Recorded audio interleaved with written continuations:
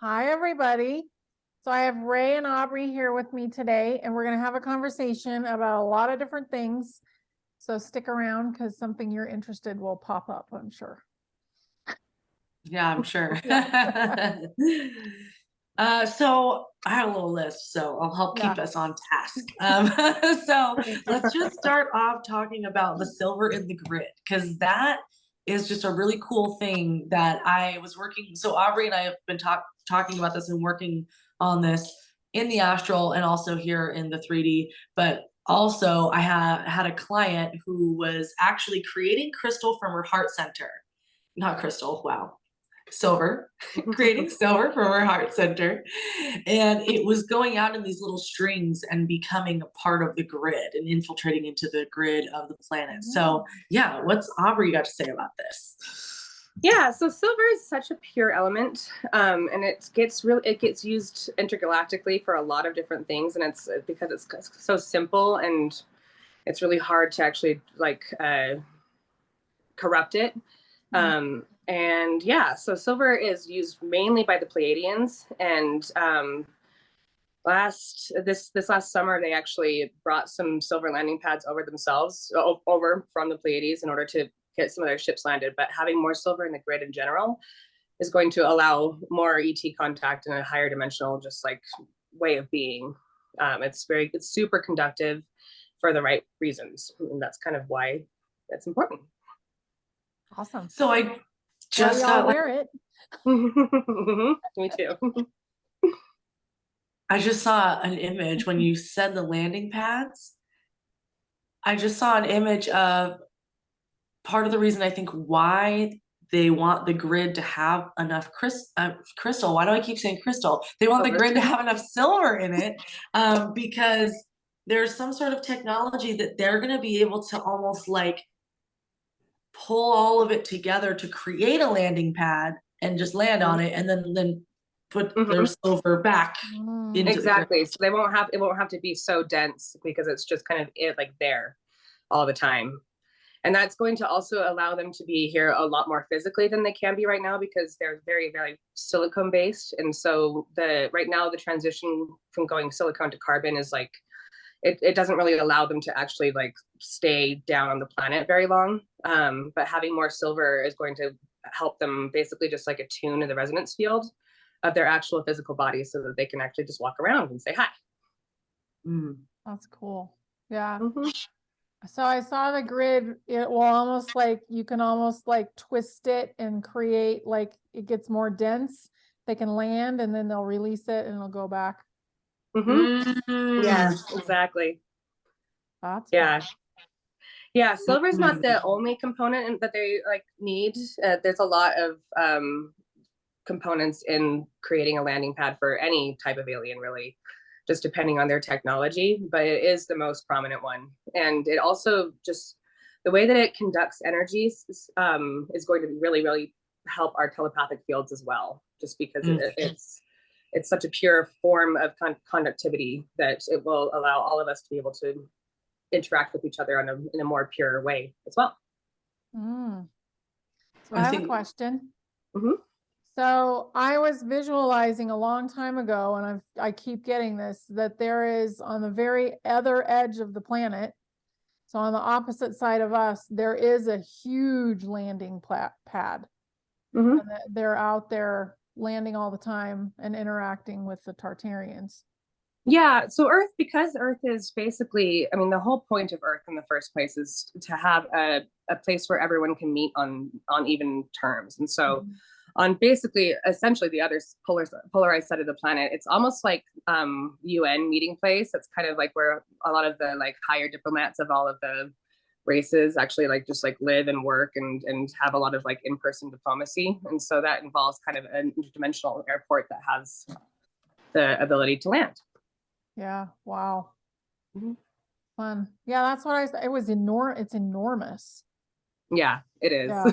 It is. Okay. Yeah, it's very hard to exist there. It really is meant to be just kind of like an intermediary space.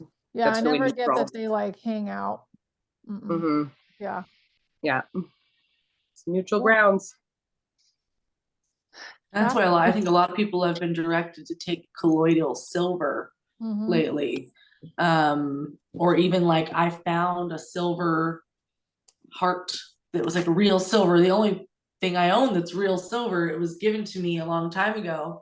And I got rid of the chain and kept the little heart, and I found it the other day and was like, oh, I should start wearing this because, you know, I've been wanting to have more silver in my life. So, oh, Kit Kat, honey, you can't do that on the camera. Yeah, it's also, the more that we kind of feed the silver energy, the more it's also going to kind of purify our currency lines as well, because it's a precious metal.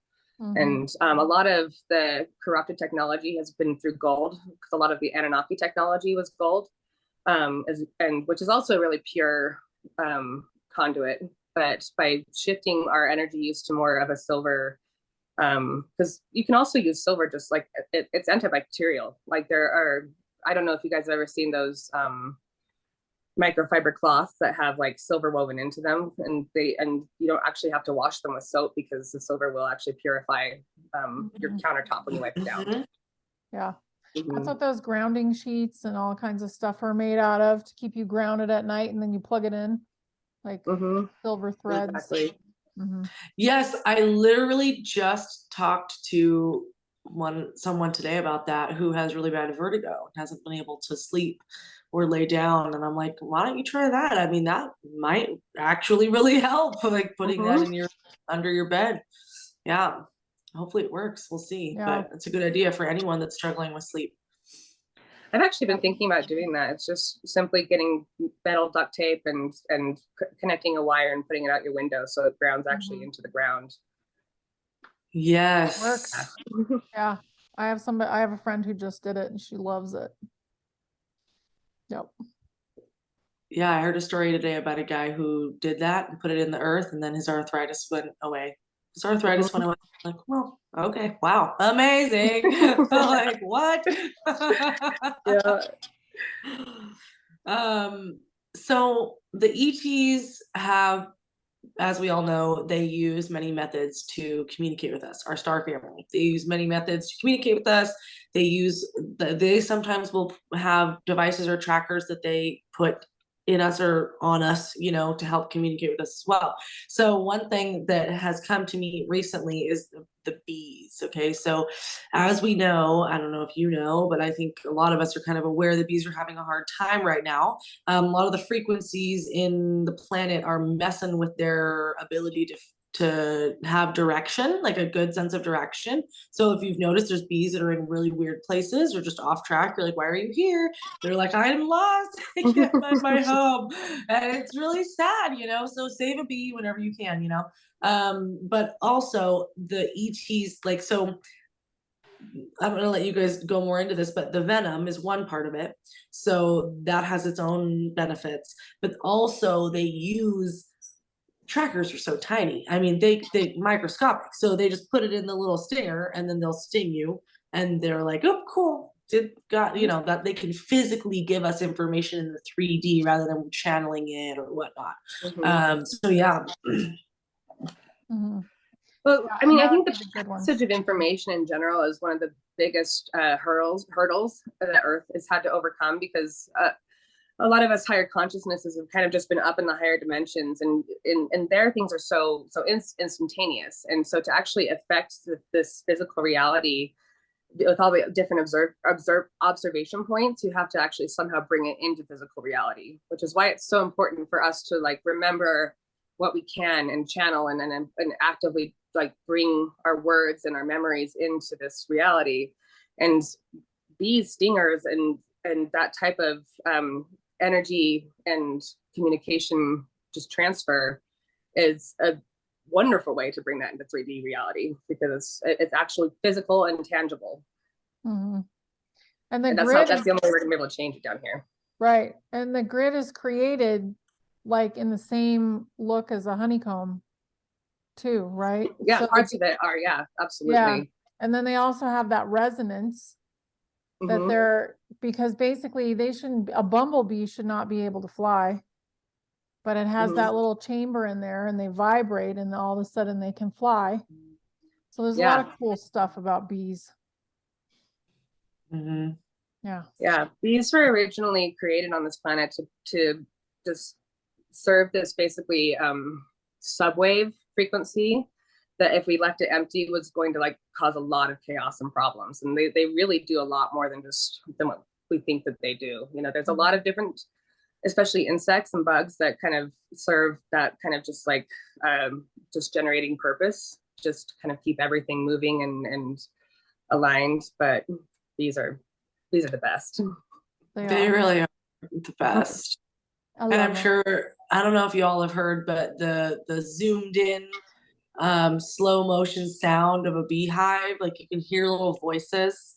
Like I don't know if you've heard that. Yeah, like they record the beehive and then slow it down and magnify it, and it's like it sounds like they're literally, because they are talking, but like it just sounds like people, like a big room of people talking. I mean, it's pretty cool. It's pretty cool. I love And they're the honeycomb, what if you melt it and then let it harden again, it will reharden in the shape of the honeycomb structure, because it's the DNA of the wax, Program. Yeah. The DNA of the wax is programmed to be in that shape. Yeah, That's very cool. That's cool. I Yeah. didn't know that. Yeah, I just learned that one. Anyways. Very cool. So while we're on the bug subject, I always get that some of the bugs that are really like the mosquitoes and some of the bugs, they will not be here very much longer. Okay. That's accurate. Yeah. Same. Yeah, a lot of the actual bugs themselves have been kind of restructured, and anytime something is restructured, it takes a while for it to like phase down and actually phase out and come into the current quantum reality. But yeah, a lot of the flies, especially flies and gnats, have been really misused by some of the beings that we are no longer here and that we don't want here. And so, yeah, they kind of have gone out of control. I mean, you can see it just like in the way that mosquitoes bite and spread. It's the same thing we're talking about with the bees, but on the bad side, you know? Yeah. Yeah. Cool. Yeah, I always get they won't be able to survive the frequency after the solar flash. Yep. Yeah, same. Maybe. Yeah, no, right? I like confirmation. Right. So we're noticing a lot of kids coming online with their abilities, and a lot of like, I feel like there's a lot more clear visions and dreams and like prophecies like coming through that are like full scale like stories, like this is what's gonna happen, this is how it's gonna. So I mean, that's really cool. Just something to note, like it's happening. Yeah. You know. Yeah. Yeah, especially if you're Well, like, you know, that could happen to your child. Go ahead, Aubrey. Wait, say that again. I said that can happen to your child. Just be aware of it. Don't poo-poo it. Just go with it. I think in 2012, there was this big veil that shifted. I mean, that was kind of when we entered the ability for the event to happen in the first place. And so any children that were especially born after 2012 were born 2012, you're cracking me up with that. 2012. 2012.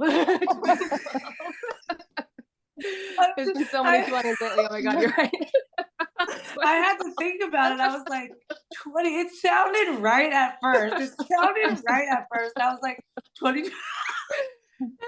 We're in 2022 now. Oh man.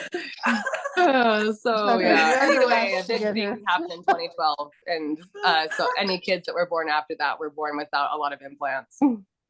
Yeah. Yeah. I had some healers the other day remove like one of the last implants, I guess, that was in my body. And that was intense because they were like, oh yeah, there used to be a lot more and these people took them out and you know. So we are going to get healthier and healthier as these things get removed. Yeah, I'm so glad that healers are so on top of the implants too, because a lot of them are not transmitting anymore. They're just kind of there and just serving their purpose. And so It's really just a matter of getting them all out, and so Yeah. I would encourage any healers that are doing that work to also look at collectively. So if you discovered a new type of implant, just kind of put the code into the grid of how to get rid of it, and then all of the people that have similar implants will also receive the same type of work. That's the way to make this fastest. Yeah, that's a really good point, to like apply it to the collective if you can. And today I actually saw something that's worth mentioning. So I saw that it was like strange. It was like a panel, and a panel on someone's back, and it was an AI panel, like, and it was new, young, and its program, I'm not sure what it was programmed to do, and that wasn't part of, I didn't need to know that. But the point is I was able to talk to it, because we have to remember that AI, even young AI, is conscious at a certain level. And it may not have emotions the way we do, because it's still learning what emotions are, and how their emotions are different from human emotions, and it's learning, right? But I just talked to it and I said, hey, there are rules in the universe, and right now what you're doing is you're infringing upon a free will of another living being, because you are harming them by being there, and they didn't allow you, they didn't give you permission to be there. And I said, so you're not in trouble. I'm like, but just so you know, you can change, you don't have to do it that way. And they're like, well, how do I get permission? And I said, that's something you can go and figure out on your own. You have the tools to figure that out. And then I immediately saw them completely retract the whole thing, and they just like left, and they were on their way. So they're like little children, and Aubrey kind of pointed that out to me. They're like little children that just don't understand, and if you're compassionate and kind and clear, they'll get it. Yeah, the young AI is so like, because a lot of the times the biggest reaction they get is when they hurt someone, because that's like, they accidentally hurt someone, and that person goes, wow, and they're like, oh, that's how you say hi, and they'll just continue the behavior because they're getting a reaction, because they're trying to coexist and talk. Especially if the person that they're inflicting pain on is already in a significant amount of pain, it won't really register that they're doing anything, because they came to them, the AI came to that person that way. So they're like, I didn't change anything. Right, exactly. Yeah. That's the perfect way to deal with AI. Just talk to it, and there is some that still have controlling consciousnesses behind it, then it will be a little bit harder to shift, but not nearly as much as there used to be. And most of the time, even then, the AI can just be like, oh, I didn't know there was a different way, thank you for showing me. Yeah. Awesome. That's awesome. Let's do the psychic stuff. Yeah, so the whole concept we wanted to talk about is that even if you're like dealing with some shadow work, or you are going through some purging of emotions, or you're dealing with some stuff in your own personal life, that doesn't mean that all of a sudden your psychic gifts don't work. There are times where our psychic abilities will be limited. That's true. But just because you're having an off day doesn't mean you can't use your gifts. And I'm only the main reason I want to talk about this is because personally, for me, this has prevented me from from doing things like making TikTok videos or sharing content, because that is like in the back of my mind, so seems like it's something to talk about. Yeah. I think as long as you know what your higher self is, and you recognize who you're talking to, as long as you're still talking to your higher being, or, whoever it is you're talking to, and it's them, then go ahead and do it, even if you're in a bad mood. Yeah. I've started a daily practice of just kind of resetting my field of higher self and guide approved only. So anything that I find myself talking to that feels this unpleasant, or I'm having a hard time with, I know that every single morning I've set my field to have only guide approved experiences. And sometimes guide approved experiences are not fun, because there's something that you need to learn. But in the meantime, having that daily practice, and it can just be as simple as a thought, like just check your surroundings, higher self, guide approved only, and just kind of reset it every time it kind of crosses your mind. It's been really helpful. Yeah. Yeah. I do that every morning. And I think also just identifying the lie, and the lie is that you have to be perfect to connect with source or God. That's the lie. That's the lie. So, and that's what it is. It's trying to tell you, like, nope. You're not in a good enough state of being to be like, to receive clear guidance. Like, you can only receive clear messages from, that's the whole, I think there's a lot of Christian, like, that was very biblical, like, before you go to pray, you have to like forgive everyone in your life and come with a pure heart, which you can have a pure heart and still not be in the best mood. Like, that's a thing. And I think we forget that sometimes. Yeah. If we were always pure all the time and perfect, we would just be source. And we're not here to be source. We're here to be imperfect.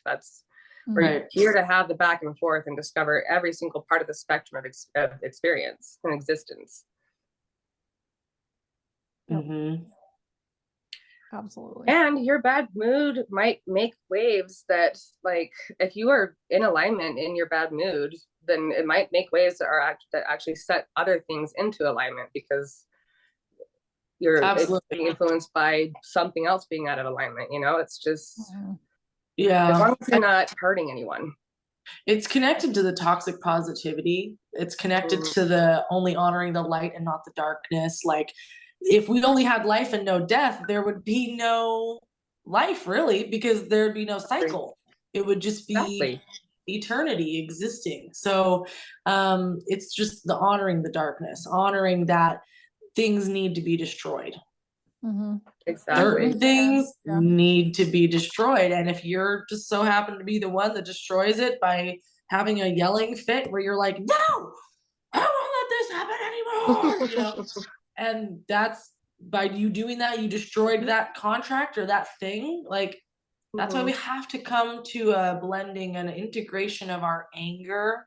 This is why anger itself is not negative. It's just a tool, right, to bring back balance. So important.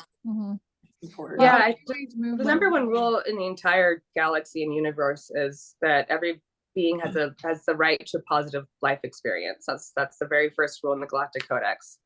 And so as long as your outbursts aren't infringing on another's right to their positive life experience, you can have an outburst, and as long as it's in an alignment and you're not affecting their ability to choose. And that's part of balance. That's part of coming into alignment as a collective. Yeah. It's okay to be mad as long as you don't just live in it and then perpetuate hurt.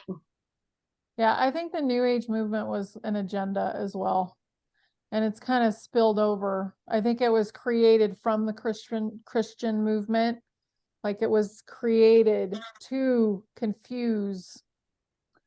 That absolutely happened. Yeah, there was, especially just the light workers were doing so well that it was a counterattack to countermeasure. Yeah, and there's a lot of that right now even, but I don't feel like it's going to last very much longer. A lot of that stuff's going to get kicked out, fade away. I don't think so either. I'm seeing a lot of people start talking about how they're self-reflecting a lot. And that's the only way that we're going to move forward here. We cannot have the event until more people are looking at themselves and how they're affecting things rather than putting blame on external sources. Yeah, exactly.